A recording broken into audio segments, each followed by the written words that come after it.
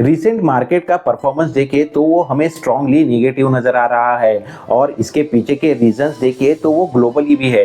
अगर समझो ये रीजंस हम जानते हैं तो फिर वो हमें हमारी इन्वेस्टमेंट के लिए क्या नज़रिया रखना चाहिए, कैसे अप्रोच होना चाहिए, वो समझने में मदद करेंगे।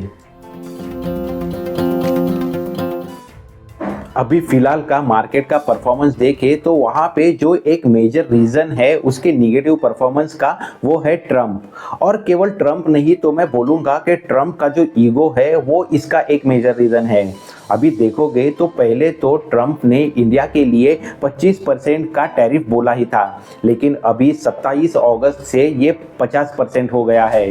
यानी अभी से हमें जो भी हमारे यहाँ से यूएस के लिए एक्सपोर्ट होने जा रहा है उसके ऊपर 50% का टैरिफ यूएस में लगेगा। अगर देखो टैरिफ की बात करें तो क्या ये केवल इंडियन मार्केट को इम्पैक्ट करेगा क्या? देखो तीन ऐसी एंटिटी है जो ये टैरिफ के वजह से इम्पैक्ट होने वाली है। एक तो इंडिया के एक्सपोर्टर्स, दूसरा जो यूएस में इंपोर्ट करते हैं वो इंपोर्टर्स, और फिर जो लास्ट के जो कंज्यूम करने वाले हैं वो कस्टमर्स। तो ये तीनों एंटिटी है जो ये हिट महसूस करने वाली है। अगर कैसे तो सिंपल भाषा में समझना चाहे तो जो भी गुड्स अभी इंडिया से यूएस में एक्सपोर्ट होंगे उनके ऊपर 50% का टैरिफ लगाया जाएगा। तो फिर इनको अगर वहाँ पे बेचना है तो फिर जो भी इंपोर्टर्स है या फिर जो वहाँ के सेलर्स है उनको वो टैक्स यूएस गवर्नमेंट को देना है। और वो कहाँ से लेंगे? वो उनको लेना है जो एंड कस्टमर्स है उनसे। तो एंड कस्टमर्स के लिए जो भी प्राइस पे करनी है वो यहाँ पे हाई हो जाएगी। तो फिर वो एक अल्टरनेट ऑप्शन ढूंढेंगे। तो फिर उसका एक इम्पैक्ट ऐसा होगा कि जो भी इंडियन गुड्स वहाँ पे सेल हो रहे हैं उनका डिमांड कम हो जाएगा, और फिर उसके वजह से जो इंडियन एक्सपोर्टर्स है उनको फिर बिजनेस में इसका निगेटिव इम्पैक्ट देखने मिलेगा, और जो कंज्यूमर्स है उनको वहाँ पे हाई प्राइस देखने मिलेगा, और फिर जो इंपोर्टर्स है उनको भी ये ओवरऑल जो बिजनेस चेंजेस होंगे उसके वजह से भी निगेटिव इम्पैक्ट आएगा। तो ये सब के वजह से यूएस की जो इकोनॉमी है उसके ऊपर उसका ज़्यादा निगेटिव इम्पैक्ट होने जा रहा है। लेकिन ये चीज़ क्या ट्रम्प नहीं समझते क्या? तो ट्रम्प को भी यूएस में इंटरनली बहुत सारे अपोज हो रहे हैं जिसको दबाने की भी कोशिश यूएस में इंटरनली की जा रही है। और एक इम्पॉर्टेंट चीज़ ऐसी भी है कि भले अभी गुड्स के ऊपर ये टैरिफ लग रहा है जिसमें टेक्सटाइल हो या फिर ज्वेलरी हो या फिर लेदर जैसे प्रोडक्ट हो उसका इंक्लूजन ज़रूर है, लेकिन कुछ ऐसे भी प्रोडक्ट्स है या जिनको इससे अभी एक्सक्लूजन दिया गया है, जिसमें हम फार्मा का कंसिडर कर सकते हैं या फिर आईटी सर्विस भी आप देख सकते हैं जिसका यहाँ पे इंक्लूजन नहीं है। तो ये सब पॉजिटिव भी है जो हमारे लिए काफ़ी इम्पोर्टेंट हो जाता है। लेकिन फिर एक सवाल ऐसा भी होता है कि ट्रम्प इंडिया के साथ ही ऐसा बिहेव क्यों कर रहे हैं? तो देखो जहाँ पे अगर हम एशिया के बिजनेस की बात करती है तो यहाँ पे चाइना सबसे लार्जेस्ट इकोनॉमी है और उसी के साथ फिर इंडिया है। तो जैसे पहले यूएस ने चाइना को प्रेशराइज करने की कोशिश की, उनके ऊपर 100% से भी ज़्यादा का टैरिफ लगाने की कोशिश की, लेकिन चाइना ने अच्छे से रिटेलिएट किया। तो फिर उसके बाद जो एशिया में बड़ी इकोनॉमी आती है वो इंडिया की। तो इंडिया पे इसी वजह से प्रेशराइज करने का काम टैरिफ के जरिए ट्रम्प अभी करते हुए नजर आ रहे हैं। और ट्रम्प का ऐसा भी एक्सपेक्टेशन है कि इंडिया की जो डेयरी प्रोडक्ट्स है या फिर जो एग्रीकल्चर इंडस्ट्री है वहाँ पे भी उनको इंटरफेरेंस चाहिए, एंट्री चाहिए, और जो अभी फ़िलहाल के लिए इंडियन गवर्नमेंट देने के लिए राज़ी नहीं है। और यही एक और रीज़न है जिसके वजह से इंडिया को टैरिफ के ज़रिए प्रेशराइज करने का काम ट्रम्प कर रहे हैं। और एक ट्रम्प का ये एक्सपेक्टेशन है कि इंडिया और पाकिस्तान इनके बीच का जो फ्रिक्शन है उसको सेटल करने के लिए ट्रम्प इन्होंने मदद की, ऐसा इंडिया एक्सेप्ट कर ले और उनको नोबेल प्राइज़ के लिए भी नॉमिनेट करे। अभी देखो यूएस में लास्ट 4 ऐसे पीस के नोबेल प्राइज़ दिए गए हैं जिसमें से लास्ट जो प्राइज़ था वो बराक ओबामा को दिया गया था, और वही यूएस में इंटरनल कंपटीशन में वैसा ही नोबेल प्राइज़ खुद को भी मिले इसके लिए ट्रम्प काफ़ी अभी झटपटाहट कर रहे हैं। उसी वजह से अभी ये टैरिफ का प्रेशर इंडिया पे दिया जा रहा है।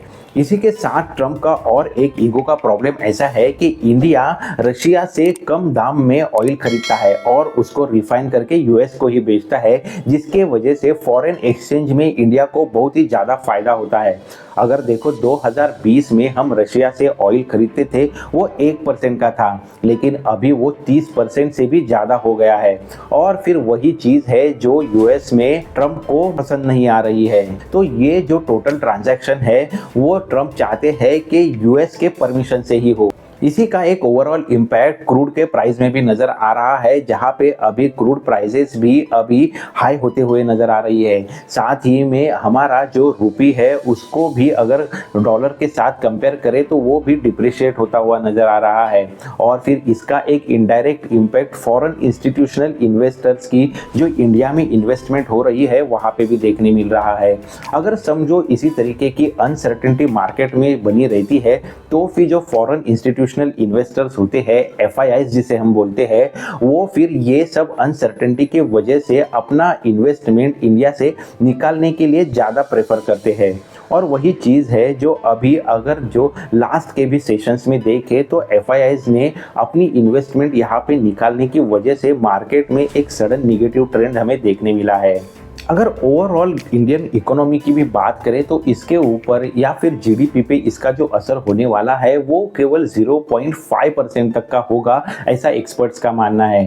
क्योंकि हमारा पूरा एक्सपोर्ट केवल यूएस को होता है ऐसा नहीं, और फिर हमारी जो जीडीपी है वो पूरी तरीके से एक्सपोर्ट पर ही निर्भर है ऐसा भी नहीं, क्योंकि हमारा जो इकोनॉमी है वो कंजम्पशन बेस्ड इकोनॉमी है।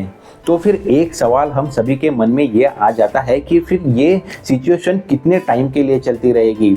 देखो ऐसा नहीं है कि इंडियन इकोनॉमी या फिर इंडियन जो गवर्नमेंट है वो हाथ पे हाथ रखे बैठी है। अभी रिसेंटली टैक्स को लेके भी गवर्नमेंट ने काफ़ी पॉजिटिव चेंजेस किए हुए हैं। अगर जीएसटी की ही बात करें तो आने वाले कुछ समय में हम जीएसटी रिफॉर्म्स भी देख सकते हैं। आरबीआई भी अपनी तरफ से रेट कट कर रही है। इसके वजह से होगा क्या कि मार्केट में इकोनॉमी को बूस्ट करने के लिए पैसा इनफ्लो होता रहेगा और जो इनडायरेक्टली इकोनॉमी को, इंडियन इकोनॉमी को ग्रोथ की दिशा में ही लेके जाएगा।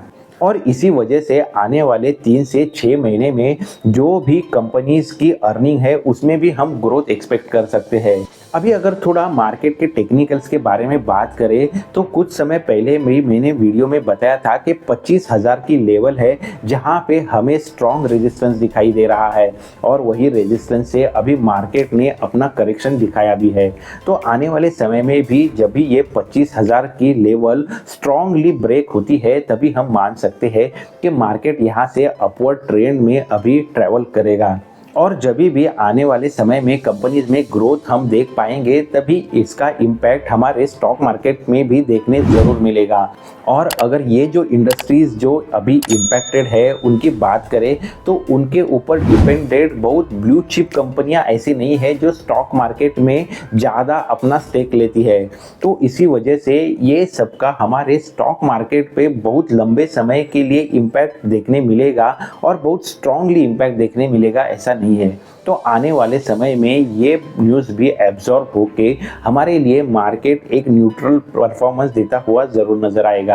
लेकिन हमारे लिए क्या इंपॉर्टेंट है, हमारी जो भी इन्वेस्टमेंट है उसे कंटिन्यू रखें। अगर एसआईपी है तो उसे चलते दें, और अगर कुछ अमाउंट अभी हमने हमारे पास रखा है तो मार्केट के अभी की 3 या 4% या 5% तक की गिरावट हमें देखने मिल रही है, तो यहाँ उसका फ़ायदा उठाते हुए वहाँ पे अपना इन्वेस्टमेंट थोड़ा बहुत हम बढ़ा भी सकते हैं। तो फिर अगर आने वाले 6 महीने के पीरियड में जो रैली हम देखने वाले हैं उसका हमें फ़ायदा उठाना है, तो अभी हमें हमारी इन्वेस्टमेंट कंटिन्यू रखना वही हमारे लिए एक सही डिसीजन होगा। अगर समझो हमारे पास कुछ लमसम अमाउंट है तो उसे भी स्टेप बाय स्टेप 20-30% के अनुसार हम डिप्लॉय कर सकते हैं।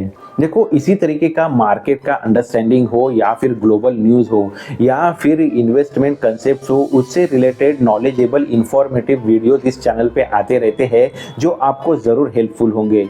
तो ऐसे ही इंफॉर्मेटिव नॉलेजेबल वीडियोस के लिए आप चैनल को ज़रूर सब्सक्राइब करें। जल्दी मिलते हैं नेक्स्ट नॉलेजेबल वीडियो में। Thanks for watching.